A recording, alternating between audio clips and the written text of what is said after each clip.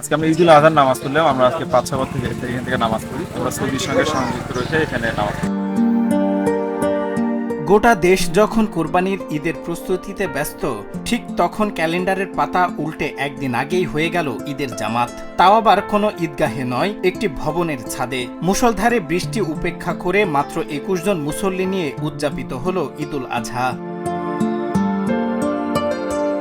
আকাশ ভাঙা বৃষ্টিও থামাতে পারেনি তাদের ঈদের আনন্দ। কেউ হেঁটে, কেউ বাইসাইকেলে, আবার কেউ মোটরসাইকেলে চড়ে ছুটে এসেছেন। নামাজ শেষে চেনা নিয়মে একে অপরকে জড়িয়ে ধরে ভাগ করে নিয়েছেন ঈদের খুশি। সংখ্যায় তারা মাত্র ২১ জন হতে পারেন, কিন্তু ১৬ বছর ধরে বুকে লালন করা বিশ্বাস আর উৎসবের আবেগটা কিন্তু এক বিন্দুও কম ছিল না। আজকে আমরা ঈদুল আজহার নামাজ পড়লাম। আমরা আজকে ৫-৬ বছর থেকে এখান থেকে নামাজ পড়ি। আমরা সৌদির সঙ্গে সংযুক্ত রয়েছে এখানে নামাজ পড়ি। সেই হিসেবে আমরা রোজার ঈদও পালন করি এবং কোরবানি করি।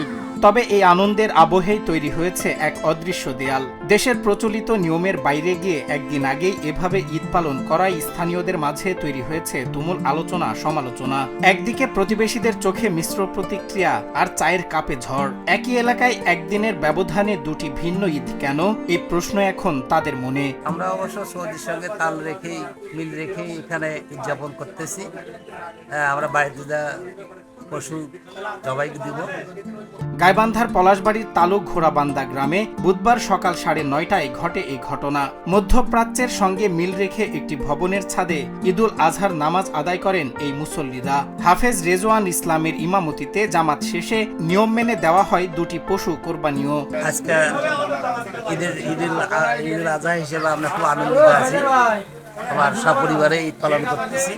খারাপ আবহাওয়া বা মানুষের সমালোচনা কোনো কিছুই তাদের এই ১৬ বছরের বিশ্বাসকে দমাতে পারেনি। তবে প্রশ্ন থেকেই যায়, একই দেশে থেকেও শুধু মধ্যপ্রাচ্যের সাথে মিল রেখে একদিন আগে এই ঈদ করাটা কি উৎসবের আনন্দকে বাড়িয়ে দিচ্ছে, নাকি সমাজকে এক ধরনের দূরত্ব তৈরি করছে? সে প্রশ্ন এখন স্থানীয়দের মুখে।